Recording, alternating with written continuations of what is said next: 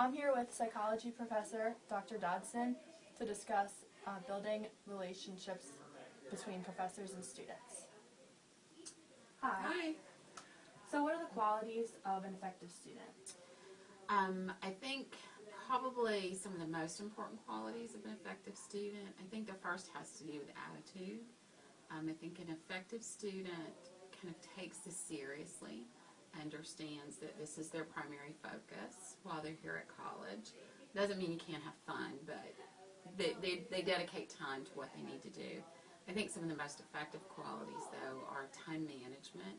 They're really good at juggling lots of different things because that's what's required when you're in college. And a willingness to work hard, to do what you need to do and get your work done. And probably finally, a willingness to be open to constructive criticism. I think those are the most important characteristics.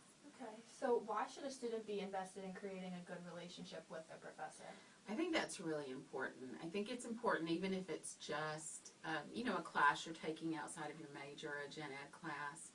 I think it helps the professor feel more comfortable with you, and I think it helps you feel more comfortable asking questions.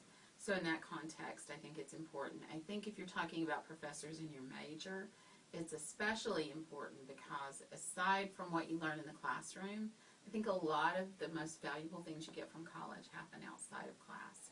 So you can, if you have a good relationship with a professor, you can ask them all kinds of questions, like mentoring questions or just questions outside of class, maybe related to class work, but you get a lot more one-on-one interaction.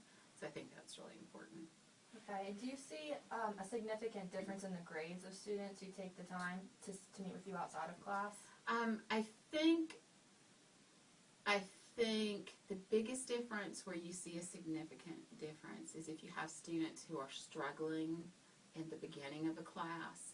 For those students, the ones who come and actually meet with me, I usually see a really big difference in how their class performance goes, because part of my job, I think, is to help them understand what they're doing well, what they might need to do differently, and those are conversations that don't happen in the classroom.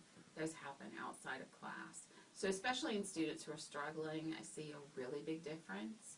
But then I also notice some students who are really good students, who make really good grades, are still some of the students who come and talk to me the most, and I think that's really beneficial.